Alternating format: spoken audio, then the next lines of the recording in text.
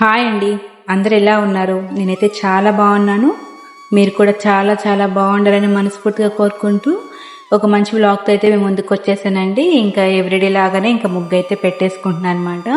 ఇంక ఈ ముగ్గు వచ్చేసి ముగ్గు పిండను, ముగ్గు వస్తుంది కదండి, బయట అమ్ముతారు కదా, ఇట్లా ఇంటి ముందుకు వచ్చేసి వాళ్ళ దగ్గర తీసుకున్నాను. దీంట్లో కొంచెం బియ్య పిండి కలిపి అయితే ముగ్గు వేసుకున్నా చాలా బాగా వస్తుందండి. గీత కూడా బాగా పడుతుంది అనమాట.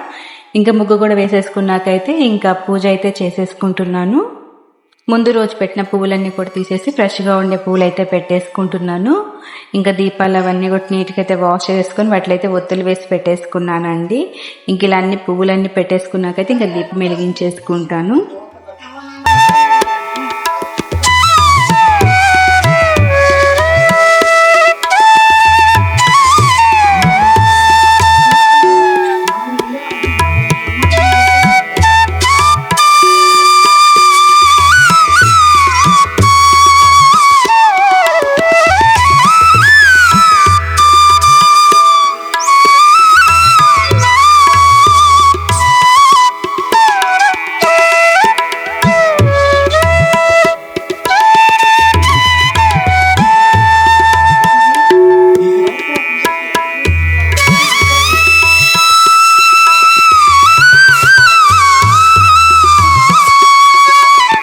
ఇంకా దీపం అయితే పెట్టేసుకున్నానండి. ఇంక ఈరోజు లంచ్లోకి వచ్చేసేసి పప్పుచారు చేసేస్తున్నాను.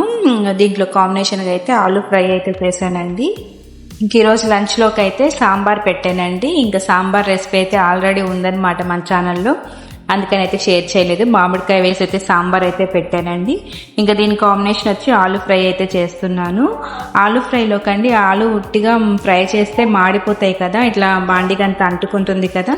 ముందైతే ఇలా ఉల్లిపాయలు పచ్చిమిరపకాయలు వేసి వేయించుకున్న తర్వాత ఆలుగడ్డ వేసి వేయించుకుంటే అడుగంటకుండా ఉండదన్నమాట. ఇంక ఇలా అయితే వేయించుకుంటే ఆలూ ఫ్రై బాగుంటుంది. ఇంక ఇలా కూడా వేయించేసుకున్నాక అయితే దీంట్లో అయితే మగ్గిపోవడానికి అయితే కొంచెం సాల్ట్ అయితే వేసుకుంటున్నా అండి. సాల్ట్ వేసి కొంచెం వేయించుకుంటే చక్కగా మగ్గిపోతాయి అన్నమాట. ఇంకా దీంట్లోనే కొంచెం పసుపు కూడా వేసేసుకొని వేయించేసుకొని ఫైనల్గా అయితే కారం వేసేసుకుంటే ఆలూ ఫ్రై అనేది రెడీ అయిపోతుందండి. ఎంతో టేస్టీగా ఉంటుంది.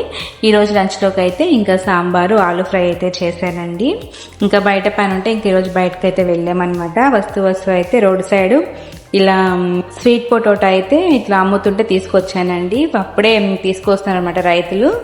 ఇంకా అవైతే తీసుకొచ్చానమాట. వాటిని అయితే ఫ్రెష్గా ఉన్నాయని చెప్పి నీట్గా అయితే వాష్ చేసేసి దానిపైన ఉన్న తొక్కంతా కూడా ఇలా రిమూవ్ చేసేస్తున్నానండి. ఇలా అంతా రిమూవ్ చేసుకున్నాకైతే దీన్ని రౌండ్గా స్లైసెస్ లాగా కట్ చేసుకుంటే చాలా బాగా వస్తాయి అనమాట.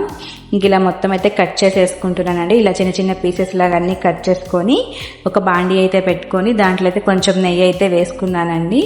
నెయ్యి వేసుకున్న కొంచెం హీట్ అయిన తర్వాత మనం ఇలా రౌండ్గా కట్ చేసుకున్న ముక్కలన్నీ కూడా వేసేసుకొని మంచిగా మగ్గించుకుంటే చాలా బాగుంటాయండి టేస్ట్.